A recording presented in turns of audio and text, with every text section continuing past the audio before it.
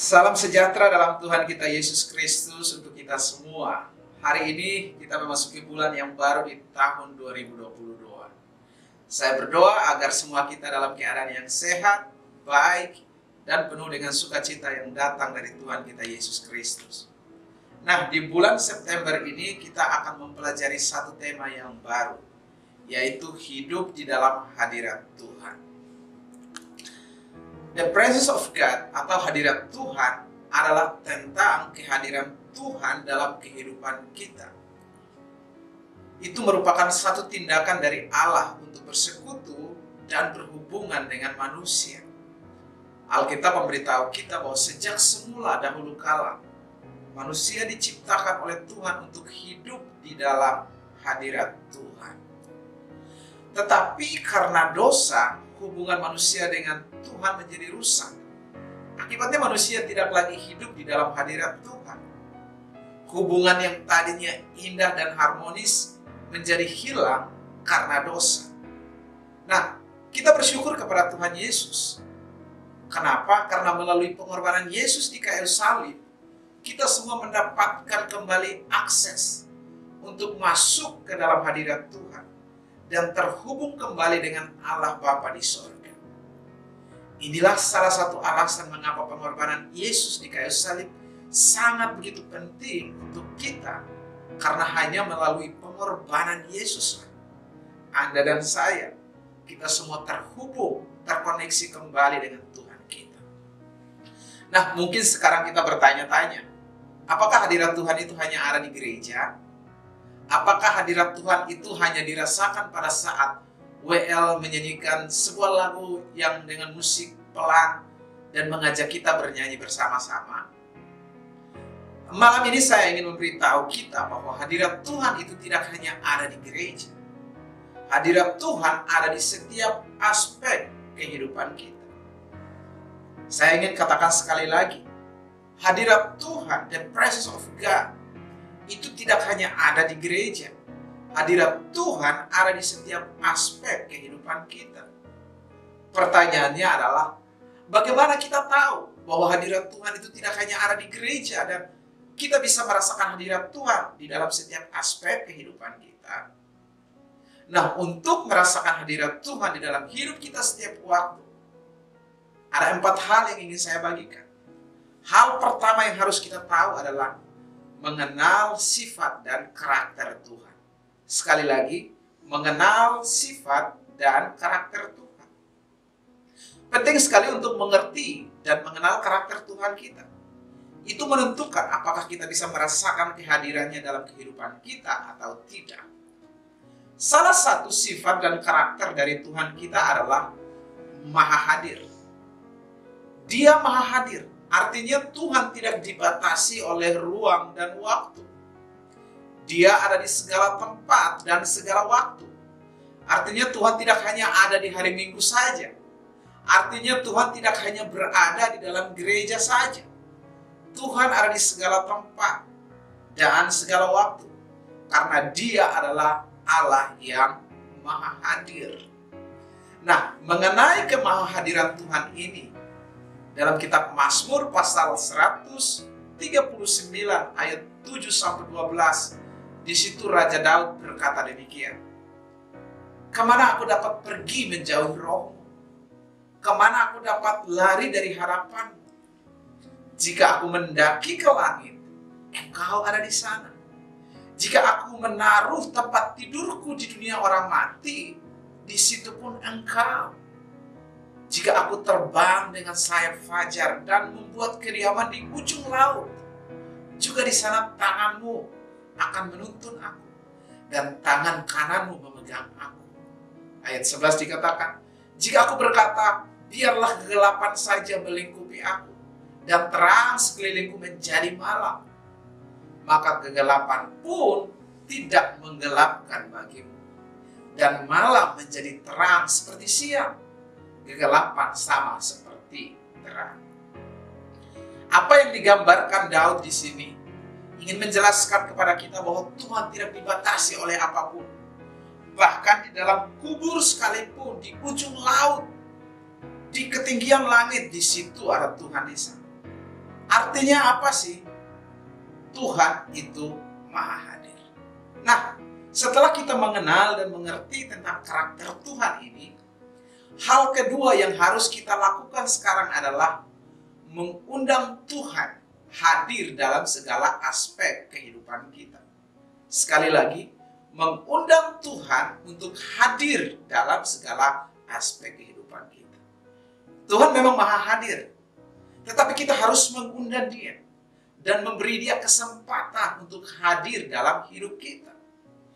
Tuhan ingin kita mengundang Dia untuk hadir dalam setiap kegiatan kita, setiap percakapan kita, setiap hubungan kita, bahkan setiap tantangan dan persoalan kita, setiap apa yang menjadi pemikiran kita. Tuhan mau Dia kita libatkan di dalamnya. Hidup di zaman yang serba sibuk dan cepat seperti sekarang ini, kita terlalu sibuk dengan berbagai urusan pribadi kita, sehingga kita tidak punya kesempatan untuk mengundang Tuhan untuk hadir di dalam kehidupan kita. Malam ini, saya ingin memberitahu Anda, apapun kegiatan Anda, apapun urusan Anda, undanglah Tuhan. Berikan Tuhan kesempatan untuk hadir di dalam semua hal yang sedang Anda lakukan, sedang Anda kerjakan, dan sedang Anda pikirkan. Undanglah Yesus hadir di dalam bisnis Anda, di dalam keluarga Anda dan studi Anda.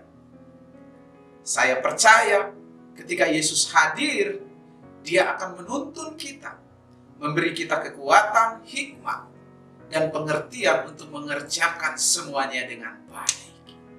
Dan pada saat kita undang Yesus hadir dalam hidup kita, Dia akan meluruskan segala jalan kita. Mari dengarkan Amsal 3 ayat 5 dan 6. Dikatakan demikian.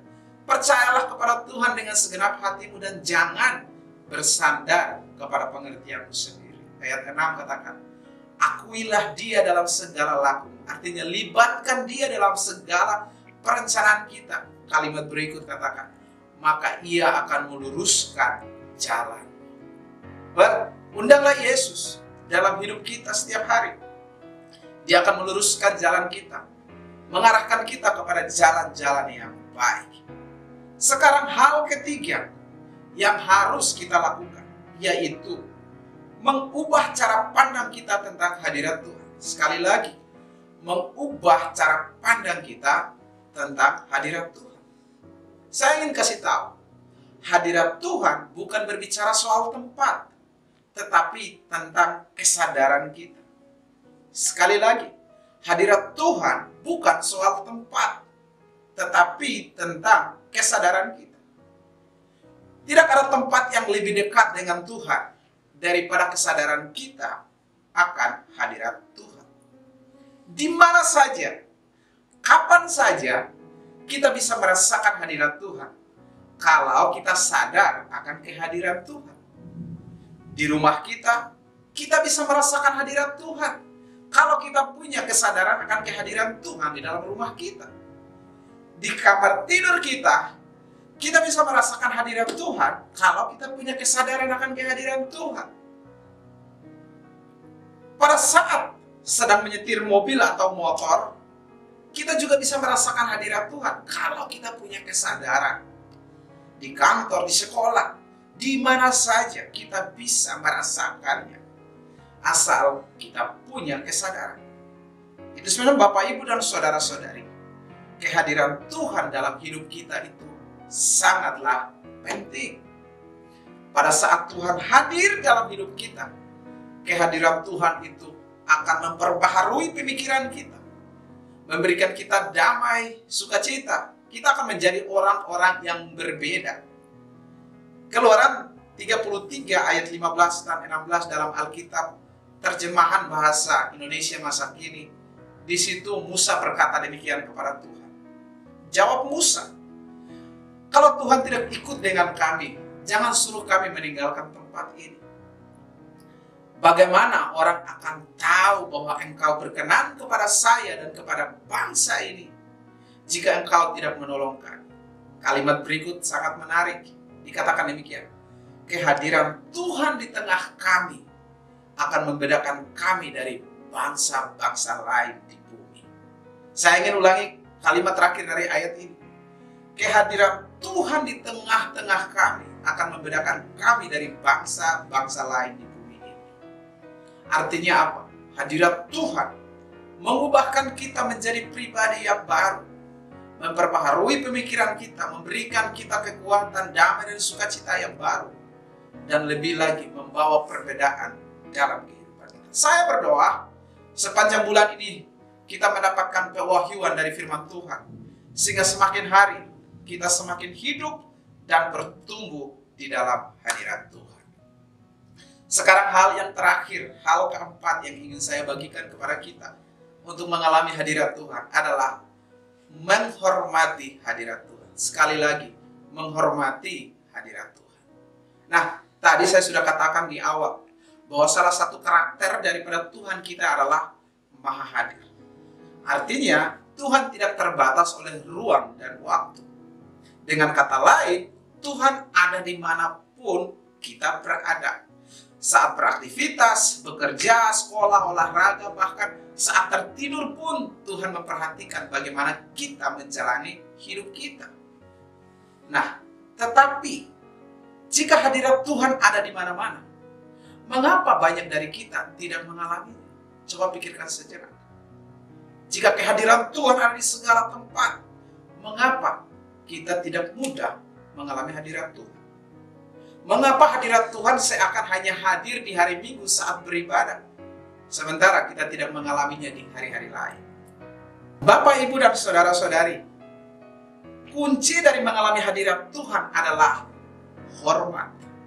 Sekali lagi, kunci dari mengalami hadirat Tuhan adalah hormat. Menghormati hadirat Tuhan berarti menaruh bobot dan nilai terhadap Tuhan yang kudus dan mulia. Pada saat kita menaruh nilai dan bobot terhadap kehadiran Tuhan yang maha kudus dan mulia itu, hal itu membuat kita senantiasa sadar, mencari dan menantikan kehadiran Tuhan. Sebaliknya, jika kita tidak menghormati, menaruh nilai, bobot yang tertinggi terhadap hadirat Tuhan, terlalu terbiasa atau menganggap sepele hadirat Tuhan, kita tidak mengalami keuntungan apapun dari hadirat Tuhan. Bahkan setiap minggu kita datang ke gereja pun kita kosong. Itu menjadi satu rutinitas dan kita tidak mengalami hadirat Tuhan. Saya ingin beritahu kita, rasa hormat kepada Tuhan memposisikan diri kita untuk mengasihi Tuhan dengan segenap hati, segenap jiwa, segenap akal budi, dan segenap kekuatan kita, serta memotivasi kita untuk taat melakukan firman. Menghormati Tuhan bisa dimulai dari perbuatan kecil yang setiap hari kita lakukan. Misalnya, ucapan terima kasih untuk hari baru dan kebaikan yang sudah Tuhan nyatakan dalam hidup kita. Atau berdoa meminta arahan Tuhan saat sedang mengambil keputusan. Mencari hikmat dan firman Tuhan lebih dahulu daripada mencari hikmat dari dunia ini. Dan juga menolong orang-orang yang sedang membutuhkan oleh karena kita tergerak oleh belas kasih. Semakin kita menghormati hadirat Tuhan, semakin kerendahan hati terbentuk, rasa hormat dalam hati kita kepada Tuhan. Karena kita tahu bahwa Tuhanlah, Dialah Tuhan atas kehidupan kita. Rasa hormat kita akan Tuhan semakin dalam. Sebagai akibatnya, kehadiran Tuhan semakin nyata setiap hari dalam kehidupan kita. Saya mendorong kita semua untuk menerapkan keempat hal tadi.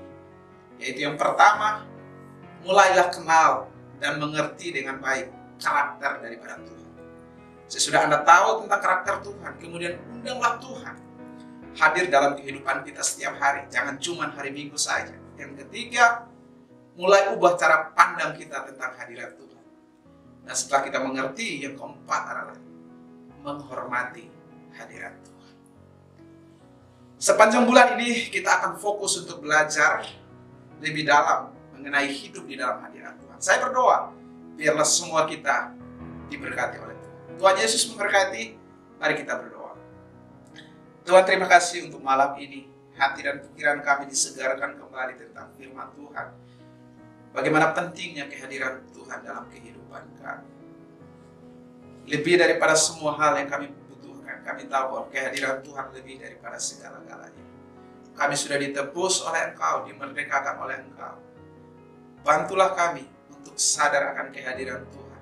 Bukan cuma di hari Minggu pada saat kami datang ke gereja, tetapi setiap hari, setiap aktivitas, kegiatan, di dalam rumah, kantor, di mana saja kami berada. Kami tahu bahwa Tuhan senantiasa hadir. Dan tolong kami untuk mengizinkan Engkau, beri kesempatan kepada Engkau untuk berperkara dalam hidup kami. Terima kasih, saya berdoa kepada seluruh umat-Mu di mana saja mereka berada mendengarkan firman-Mu. Roh Kudus yang berbicara lebih spesifik, lebih terang kepada mereka semua. Terima kasih, dalam nama Tuhan Yesus kami berdoa. Amin. Tuhan Yesus memberkati.